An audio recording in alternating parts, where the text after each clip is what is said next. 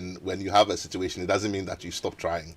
Ghana needs to grow. The economy needs to grow. We're earning money. Where are you going to put the money? We need to invest it. The money you put away is the money I use to develop my business or my company, and that's how we all grow. So today we continue in that conversation, the role of regulation. And I'm sure that you'll be particularly interested because you want to ask the question, where was the regulation when you went through all of that trouble, all of those things? But today we're going to have that conversation, the role of regulation in capital markets. We all learn, and by all means, when we get interactive, pick up that phone, give us a call, because we must learn together. Life is too short for all of us to make the same mistakes. So let's ask the questions, let's get the answers, let's make better decisions, and then we can all grow together. Just to remind our listeners that we're streaming live on Facebook, on YouTube, and also on X. So by all means, do go there and join us if you're able to watch us live. Our resource persons have also obliged us a couple of slides as well. So for those who like to take notes, by all means, do go there as well and watch us. To help us in the conversation today, we have another set of brilliant minds who are Ghanaian of renown, very brilliant in the field of endeavor. Whatever they're going to share with you here on the show today, please, you can go to market with it because industry also accepts them. My first guest for this afternoon is the head of communications and external affairs at the Securities and Exchange Commission in the person of Mr. Godwin K. Ansah. Mr. Godwin K. Ansah. He's got this PhD at the end of his name, so I suppose you know what it means because I know what it means.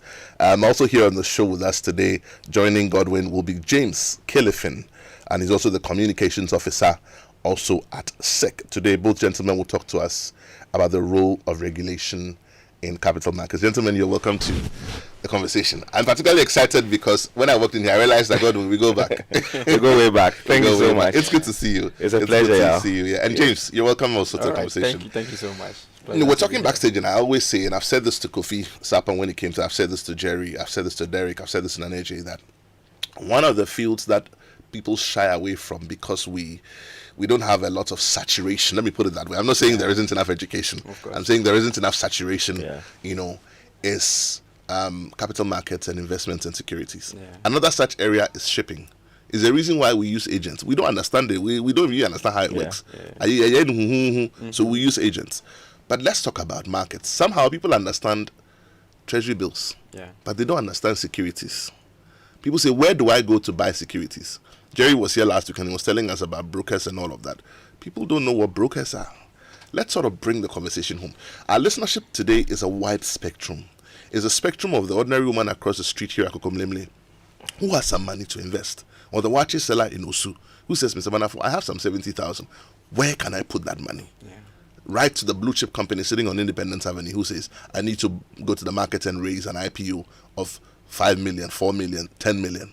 So let's sort of bring the conversation home and make it meaningful to all of the people within this spectrum. But let's introduce the conversation. How do security, not how do security, but the role of regulation.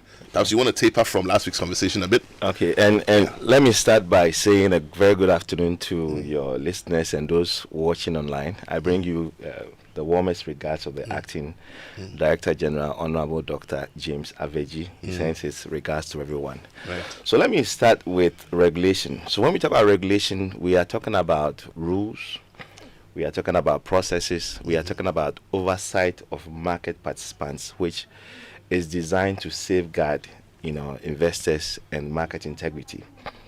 When we talk about market integrity, it means that the markets should be fair, they should be sound, they should be uncorrupted in a way that it gives everyone a level playing field or level playing ground in the market. There should be good governance. The processes should be transparent, and that is what the regulator does.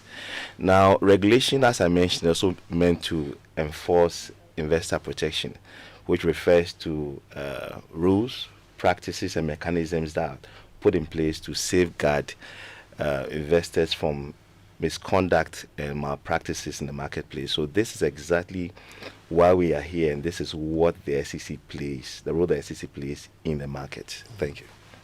Right. Okay. So I'm sure that you have a couple of slides. Let's just sort of go through the slides, share that information. I have a couple of questions as well. I'm sure that my listenership also have a lot of questions. When we get interactive, by all means, they are going to ask those questions. But I like that you start with a conversation on compliance, on enforcement, on transparency, and you notice I was typing away while you were asking because all of these words jump out at me. But I'm saying that I'm sure that is a question on the minds of. I don't want you to give me an answer as a solution, but what we're trying to do here is to rebuild trust within the industry, to rebuild confidence. Time was when we said in this country that people hide their money in their house, and we said, bring your money and let us grow the country. They brought their money, and hey, now all sorts of shenanigans are happening. How do we get them to regain trust in the system? And of course, in answering that question, if you could just sort of go through your slides as well, because we're projecting them, and then once we're done, we can sort of go on with a few more questions. In terms of the presentation, we're going to talk about the SEC, provide an overview of who we are, what our mandate is, key functions that we play to achieve those objectives that I've spoken to you about, and then secondly, some of the the markets that we regulate. And it's good you've had conversations up till now, which in a way has built up to this moment. And I want to applaud your media house for making this happen. And it's really unprecedented. Thank you. Hopefully the good work will continue. Hopefully. Yes. So by way of what the SEC is, let me start by saying that the SEC is one of the 4 financial sector regulators in the market. So we have the 3 others being the Bank of Ghana, which has oversight over the banking system and other non-banking, financial institutions. We know that the Bank of Ghana is also responsible for monetary policy, so has that mandate as well. The second regulator is the National Insurance Commission, the NIC. So they regulate the insurance industry, which has to do with companies that offer life insurance, non-life products, and also all the insurance brokers that play within that space. They fall under the purview of the National Insurance Commission. Now, the NPRA stands for the National Pensions Regulatory Authority. This is the third regulatory body within the space. So, as the name sounds, pensions, right? They regulate, the pensions industry, which has to do with entities that offer both, private and public life insurance schemes. They also have oversight over the pension custodians and trustees and all other players that play within the pensions space. Now, last but definitely not the least is the SEC, right? So the SEC regulates what we call the securities industry or the capital market, as is used interchangeably sometimes. So this has to do first and foremost with various sectors of that industry. In fact, we have 4 parts of that quadrant. So let me start with the first part, and this is the equities market. It's good Jerry was here, because this is the Ghana Stock Exchange when we talk about the equities market. So this is the marketplace which facilitates the listing and the trade of equity securities. So here we are talking about securities such as shares. We have ordinary shares, we have preference shares and all that. And this happens within that space. So companies are able to, play within that space and raise money by the issuance of equity securities. Now, the second part of the market has to do with what we call the fixed income market, right? So the fixed income market, and in Ghana, this is the Ghana fixed income market, and this is where fixed income securities or debt securities are traded. So example, we have bonds. So it brings the interesting, reference to corporate bonds, government bonds, as you alluded to earlier. So this is where they are traded. So companies here can actually issue, bonds to raise money to fund various projects, being developmental, projects and what have you.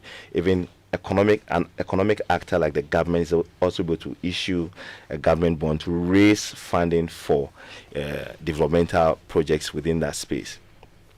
Now, the third market, or the third part of that industry that we regulate, is what we call the Ghana Commodities Exchange, the GCX, that is the Ghana Commodity Exchange in that space. So what the exchange does is that it serves as a marketplace for the listing and then the trading of commodities. So as we speak, we have various agricultural commodities that are being traded within that space. And when you say traded here, I beg your pardon, when you say traded here, you mean buy and sell. Exports? Buy and sell within the space, yes. But is this local or is this international? Currently local, but the future plan is to be able to have exports within that space, where we provide enough, commodities where we can actually attract exporters, within that space, yes. I guess it answers part of the question, but what I really meant to ask was, does this have to do with players who are exporting their agricultural products, or it's got to do with players who are selling their products in country? Very good. So it has to do with both sides, right? So Right. one side, we're talking about the supply side, farmers who want a ready market for their commodities. So they bring various commodities like rice, sesame, sorghum, and what have you. They bring it to the exchange. And then on the other hand, you also have off-takers, people who actually need the commodities to meet their various demands. So let's take you have the Unilevers of this country and other aggregators who need the commodities to be able to use as products to finish whatever goods they are offering in the marketplace. So they are the off-takers. So the off-takers could be both domestic off-takers or Manufacturing companies, things like that. Yes. I suppose I'm dwelling here a bit for a few more seconds because I just want to get deeper understanding. Okay. Who gets to sell on the exchange? If I'm a farmer in, let's say, Fanchiniko, and Yes. I've got 300 acres of maize, and I know I just sell them to people who over time I've built as a network, retail network. What's the difference between selling it to individuals, hotels, people, exporting a bit of it, and registering on an exchange? I mean, what's going on there? Do I have to register on an exchange? Is there a qualification for registering on an exchange? What's the benefit to me? Can't I just sell where I'm selling? So here you're actually talking about the value proposition Exactly. of the exchange. Very good. So why I should be on the exchange instead of the open market is And that can anyone be on the exchange as well? yeah, in fact, anyone can be on the exchange, but you have to have a certain minimum volume that you can supply to the exchange through the warehouses, right?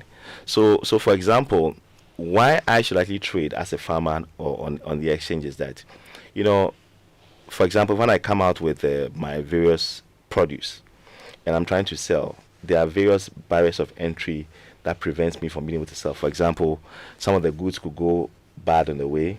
I could not get a ready market and so on and so forth, which are major issues that the farmer has to grapple with, right?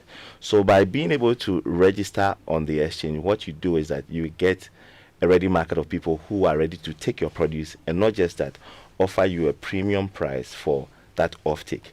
And on the other hand as well, if I'm somebody who is looking to buy commodities off the exchange, the advantage I have is that most of the commodities we have are graded. So I can tell that this is a grade A, the finest quality, and this is the price it's going for. Grade B, and this is the price it's going for. So it gives a certain certitude of quality in terms of what to expect as opposed to what you would find on the open market. So what the GCX is doing now is to be able to come up with key interventions that will create a lot more awareness about the exchange and get a lot more volumes traded through the exchange so that farmers can actually make the best out of this proposition. I'll come after the exchange conversation, but let's continue with the rest of the information. So recall we've spoken about the equities market. Yeah. We've spoken about the fixed income market. We just had a conversation about the Ghana Commodities Exchange. And the last part of the securities industry really had to do with the fund management industry. Some call it the asset management industry, right? So within the fund management industry, we are talking about, say, fund managers who manage retail and institutional portfolios. They also manage collective investment schemes, which could be unit, trust, or mutual funds. They also manage pension funds, right? So this is what they do. In fact, when you as an investor also engage with, let's take a fund manager, they are the kind of people who would also profile you and to be sure that the particular investment vehicle works best for you, right, or otherwise. So in a nutshell, these are the four parts of that quadrant I just explained that makes up the securities industry. Now, by way of our mandate, right? Our mandate is derived from Act 929 as amended. So this is our enabling, act which we operate within the industry, and the object of the SEC, right? So instead of Securities and Exchange Commission, I would say SEC from time to time, is to regulate and promote the growth and development of an efficient, fair, and transparent securities market in which investors and the integrity of the market are protected. So here it means that we have binary objectives. One, to regulate the market and also to promote the market, right? The outcome is to be able to ensure that investors are protected and that there's integrity within the market. Our vision as a regulator is to become a top-tier securities market regulator in Africa. And we're also guided by, a number of key core values that guide our operations and how we conduct our regulatory work. So we have trust, which is a core value. We have respect. We have innovation and commitment. So these are key core values that we work with as a commission. Now let me also move on to some important functions that we play as a regulator within the function, within the industry. And I would point to Section 3 of the Securities Industry Act 929 as amended, which details out certain specific functions that the SEC carries out. Now, I'll touch on some salient functions here. Right. So the first has to do with policy advice, right? Policy advice. So what we do is that we advise the Minister of Finance on matters relating to the securities market. So when it comes to issues of policy, we are the primary advisors to the minister as far as our markets are concerned. Now, secondly, we also maintain surveillance over activities in securities to be sure that these activities are fair and equitable, right? So part of how we do this is that we do a lot of supervision, right? Supervision means that we have two models for carrying out our supervisory work. We do an on-site supervisory work where we actually go and visit the market operator, go through their books, check their systems to be sure that they are compliant with the relevant laws in the industry. Now, there's also off-site inspections, which, through which we actually review the periodic returns that are made to us by, market operators. So they do this on a monthly basis, they do this on a quarterly basis, they do this on an annual basis to be sure that what they said they would do, they're actually doing this. Now, so this is the second thing that we actually do within the industry. Now, I mentioned investor protection, and one of the ways that we protect investors, as far as our functions are concerned, is that we monitor the solvency of license holders when their solvency is in doubt to protect investors. Because before you entered the market, there were certain minimum capital requirements you had to meet in order to get into the market. We have to continuously monitor to be sure that the levels are what they should be in order for you to carry out the duties that you have been mandated or required to carry out. So these are some key functions that the SEC carries out. Let me also mention that we also review all invitations to the public. We examine and review all the invitations by issuers of securities. So before you go to the public to say that you want to raise funds through the issuance of either equities or debt securities, we would actually review that invitation to be sure that the needed disclosures are done so that investors are well informed before. You don't hide any information. You don't hide any information. Yes.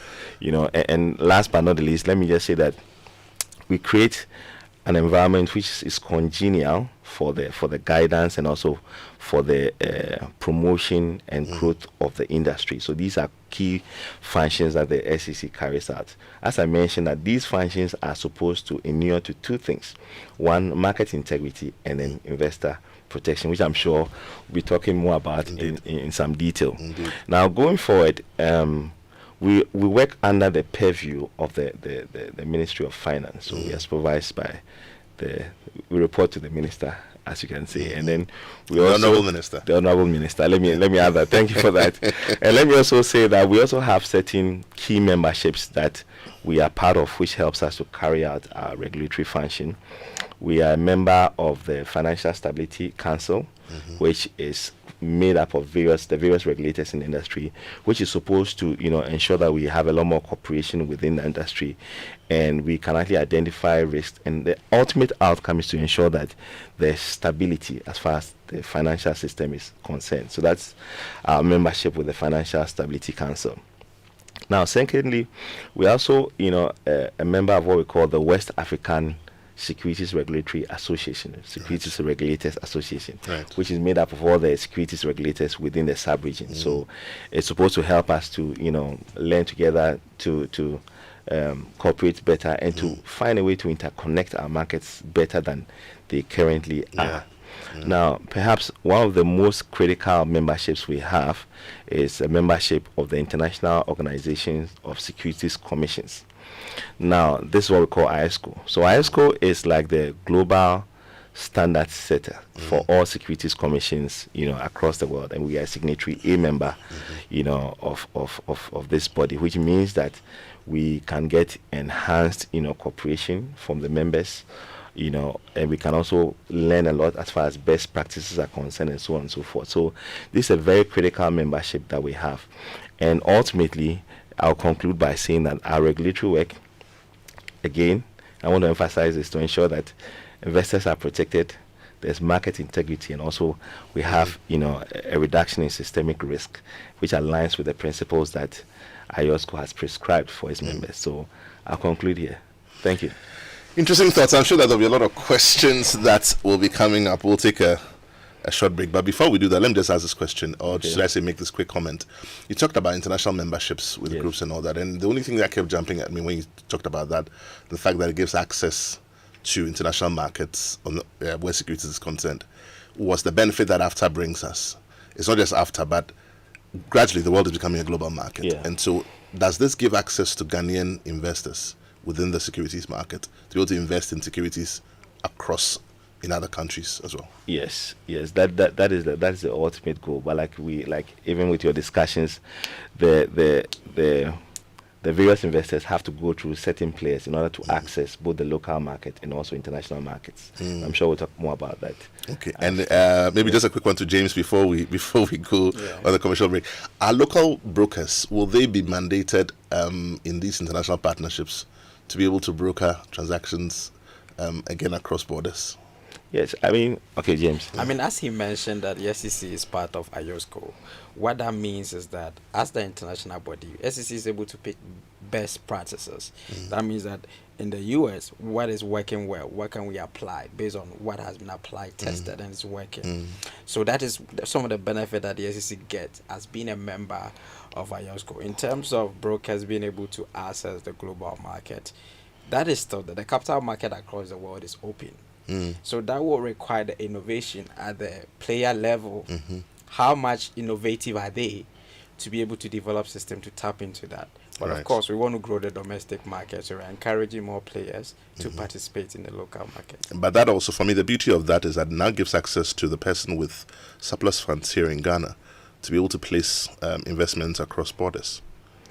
Absolutely. That's what certain collaboration with, for example, the WASRA is aimed at. So WASRA, some of the members are, for example, Nigeria, which has a broader market. So if those collaborations are working together, the Ghanaians can sit in Ghana and invest in the Nigerian market. But I don't want us to get carried away. Okay. Let me just say that there's enough room here domestically. Let's do the home business first. Yeah. Charity starts at home. So let's invest here. Let's grow our market. Let's get where we want to get to before we start going outside. I'm sure that our listeners want to be a part of this conversation. If you've just tuned in, this is Masterclass here on your superstation Joy 99.7. We're talking about the role of regulation in capital markets. We're here on the show with Godwin, Ansah, and James, from the SEC. We'll take a quick message from our sponsor. When we come back, we get interactive. Your favorite on-air business development program, Joy Business Masterclass, is in session, and you can interact with us on Facebook via the Joy 99.7 FM or Joy Business pages. If you tweet, the handle is at Joy 997 FM or at Joy Business GH. Don't forget to hashtag JB Masterclass. You can also call us on 0302 216541 or send your questions and contributions through to the WhatsApp number 0551 111997, and our facilitators will address your concerns. Attention everyone, class is in progress. Welcome back. If you've just tuned in, this is Masterclass. We're interactive right now. Numbers to call 0302 216 541. That's 0302 216 541. Or you can send us your comments on 055 1111997. If you're driving, please do not text while you drive. We want you to arrive alive. But otherwise, pick up that phone and give us a call 0302 216 541. Let's have the conversation together on the role of regulation in the capital markets and security. I know you have a lot of questions. Sometimes you call me on the side, you text me, you send me messages online about investments and all the concerns you have. The gentlemen are here in the studio today. The Securities and Exchange Commission is in the studio today here on Masterclass. You get to ask them all the questions that you want to ask them. Pick up that phone, give us a call 0302 216-541, or send us your comments on 055-11-11997. Just to also remind you that today's edition of Masterclass is brought to us by Goyle. Goyle, good energy. Goyle, Yenara, Yedia. If you have any motor vehicle of any kind, then Goyle has some great news for you. Good energy brings you Goyle Super XP, the ideal choice for most vehicles. It is flowing Wawa at many Goyle stations in the country. Just go fuel up your vehicle and enjoy the smooth ride with all the benefits. Goyle Super XP is quality and gives you the correct choice when buying regular fuel. Goyle Super XP is fortified with a special additive that gives longevity to your engine and makes your engine perform to the max using minimal fuel, and it's also suitable for most vehicles. Goyle, good energy. Goyle, Yenara, Yedia. Phone lines are open. Numbers to call 0302-216-541, or send us your comments on 055-11-11997. Godwin, before we go to questions, I think you got a bit more content you want to share with us, and we're also waiting for the phone lines to ring. So okay, yeah, let's share that information first, and then once the comments start I believe coming we through, have spoken quite a bit about investor protection. Indeed. I want to highlight a few things that we are doing in that space. By all means, go Yes, ahead. yes. Go ahead. You know, and many people may sit back and think that, okay, why don't I feel protected? Some may say, I'm not really seeing what the regulator is doing to, in quote, ensure investor protection. So I just want to throw more Please go light on ahead. what we are doing in that Please go area. ahead. Now, generally, as I mentioned, the investor protection refers to what the regulator does, the safeguards, the mechanisms it puts in place to ensure that the investor is, treated equitably when, dealing with the market, and again, is insulated from malpractice or misconduct. How we do this, first and foremost, is through licensing, right? So, to participate in the securities market, one needs to be licensed. And when I'm talking about license, I mean one has to be given official permission by the regulator to participate in that business. It's not like you want to perhaps start a tomato business and then you can just, find a table and, put a few, produce on it and start a business. You actually need a license from the Securities and Exchange Commission. Now, before anyone comes into the market, we have introduced a list of criteria that one has to meet. Stringent criteria. Yes, and we have actually enhanced this since, based on the learnings we've had in the past, some of the experiences that you've alluded to. So Some very specific ones on my mind. so there are a number of, requirements that one has to meet, but the most important one is to ensure that entities that, come into the market are fit and proper. When we talk about fit and proper, it means that as the term sounds, they actually fit and proper in the sense that they can meet the relevant financial requirements to come into the market based on what category of license they apply for. 2, they have adequate technical and educational knowledge to participate in that area.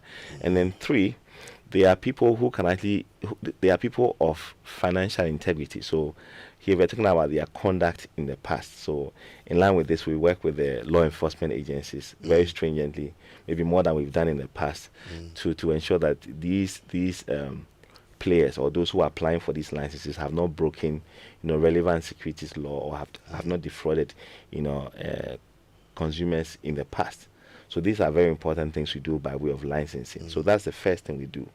And we've introduced new licensing requirements which are available on our website, www.sec.gov.gh, which we are working with now, which spells out some of these requirements.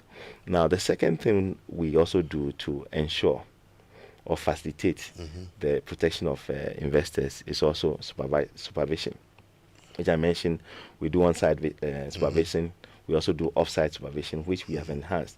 And as part of that, we're actually coming out with a new supervisory framework or methodology, which we call the risk-based supervisory framework. So what we had in the past was what was called the compliance, based framework, which was more like a checklist of and ensuring that these operators meet certain requirements. But this is a more proactive and forward-looking approach to supervision, which will help us to easily identify risk as and when they emerge, so that we can actually deal with these risks. And if I understand you clearly there, that it means that beyond submission of the documents that meet the compliance, you want to go behind the curtain and say, of the 15 things you brought, I want to check 7 random ones for myself. Yeah, so sometimes what we also do by way of, the on-site inspections, even though we inform you, sometimes we can even show up unannounced as well. So surprise that we can checks. Yes, and this is very important. Now, let me also add that access to information or disclosures is also another thing that we also do to ensure investor protection. So we are introducing very stringent disclosure requirements so that issuers or potential issuers of securities can actually give the investor a full picture of the entity before they make an investment decision. So what are some of the key things we look out for? We look out for their financials, audited financials.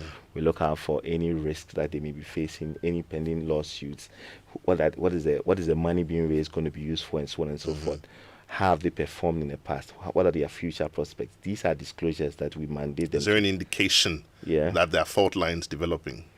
Okay. And which is what you're saying, right? Yes. So that the investor can actually make an informed decision. Now, a very critical part of what we also do beyond disclosures is also to provide information through the various portals that we have. Now, it's important to understand that even though we want to protect investors, investors also have a role to play in embracing the protection that we offer.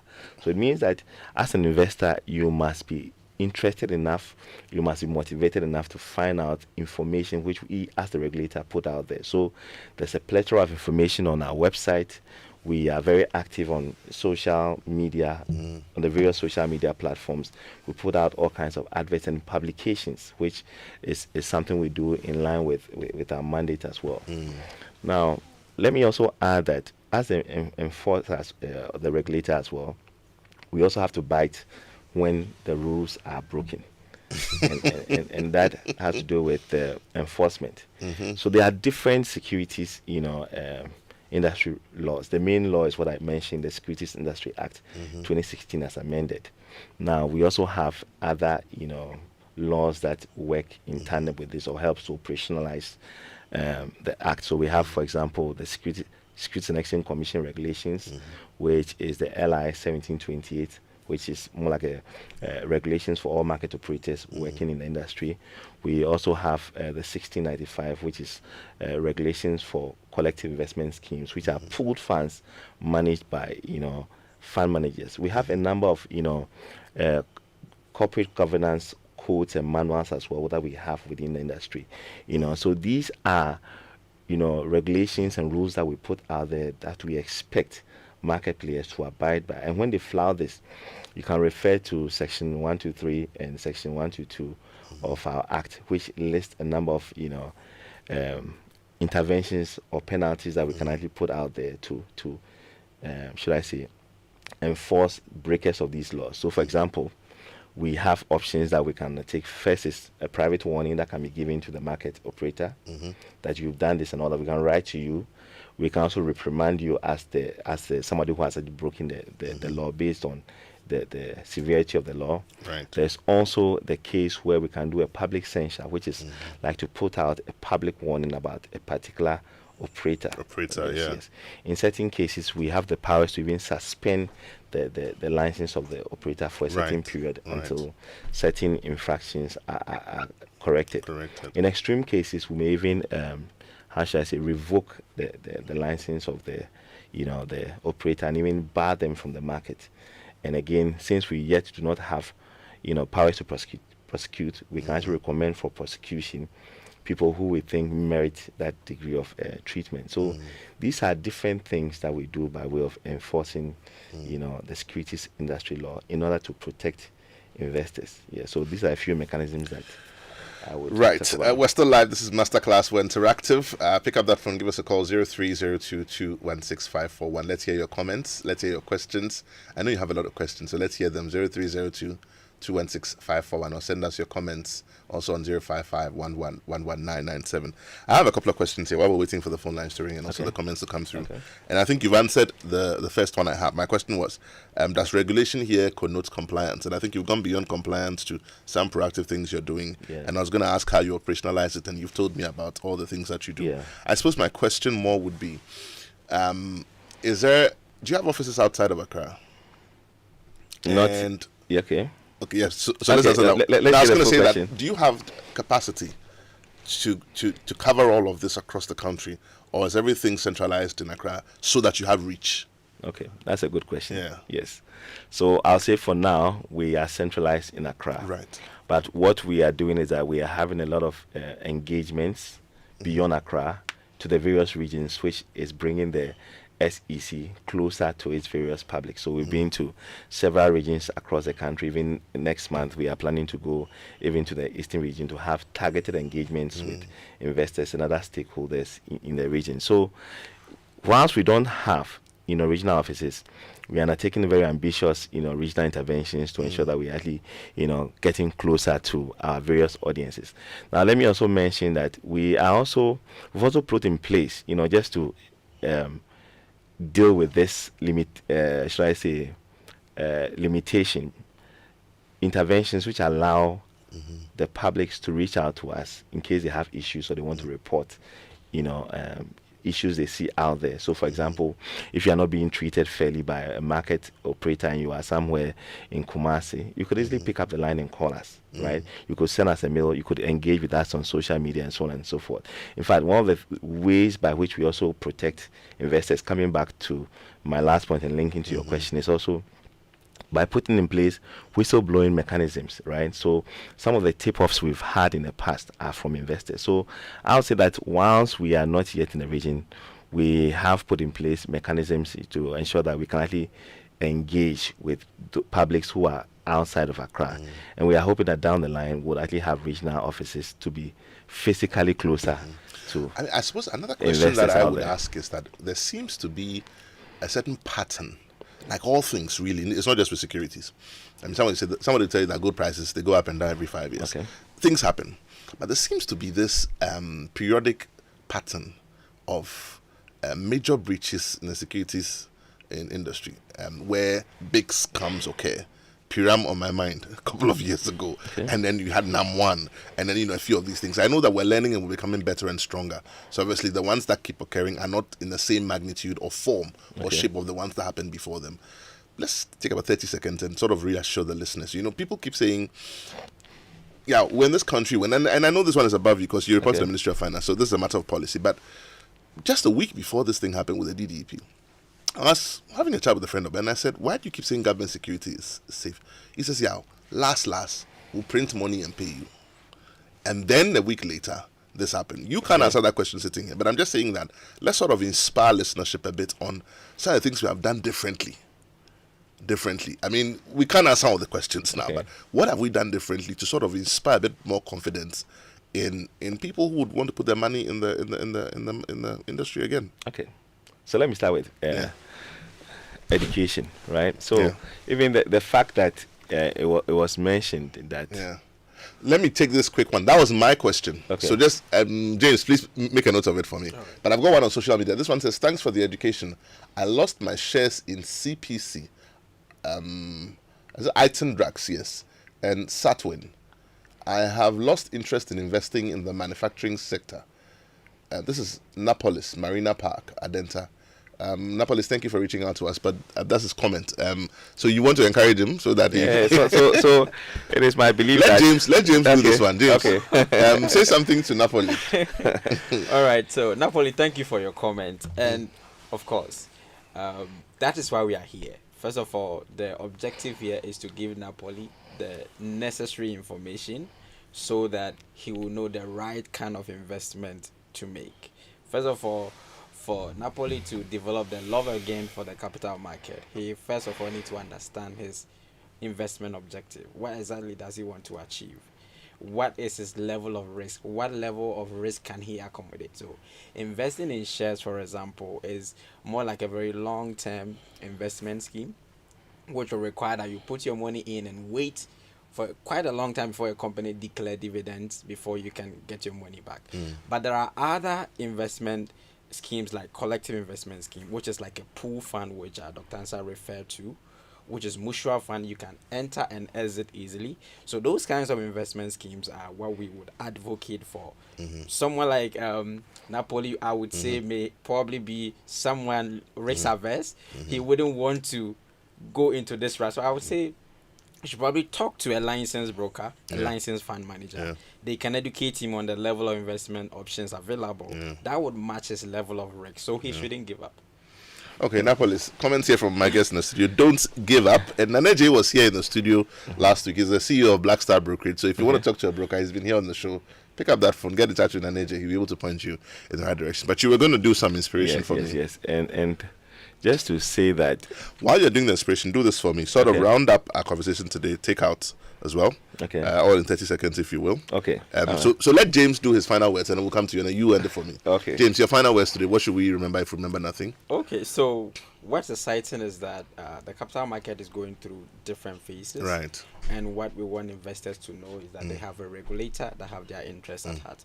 Of course, the market has gone through several phases, but the SEC is committed to protecting them and ensuring that all the necessary frameworks are put in place so that investors can invest in the market with confidence. So the future is exciting. The future is exciting. James Kilifin, SEC. You do the final wrap up for me, Godwin, if you will. Well, as part and also of drop the contact numbers and where to find help. Okay. And all all right. of that. Yeah. So as part of that exciting future we spoke about, we want to assure consumers and potential consumers of financial services, particularly in the securities industry, that the SEC is actually strengthening its regulatory framework. As we speak, we are actually working on a draft bill to strengthen the framework we have that would repeal the current law we have, that would give us stronger regulatory oversight, that would give us better protections for investors and ensure market integrity in the space. So don't stay away from the market. We encourage you to participate in Don't the keep your market money in your house. and engage with the SEC to find out what we are doing and how we are actually protecting you and how we can be of service to you. And just by way of reaching out to the SEC, you can reach us through our toll-free line, and that is 0800 1065. 0800 1065. We can also be found on the 3rd Circular Road, at cantonments next to Embassy Gardens if you want to speak to us physically. Now, in order to engage with us, on social media, where we are also very active, you can reach at Sec Ghana, and we'll be happy to engage with you. Thank you so much. And just to add, Yes, go ahead, also James. send an email to our info. That is info@sec.gov.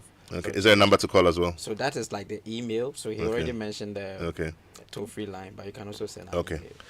Thank you so much. I know that there's a lot more would have loved to share, but that's all time will allow us. If you've just tuned in, this is Masterclass. Godwin, Ansah, and James Kilifin from the SEC have been here sharing some thoughts with us. Thank you so much for joining us. We'll see you same time next week.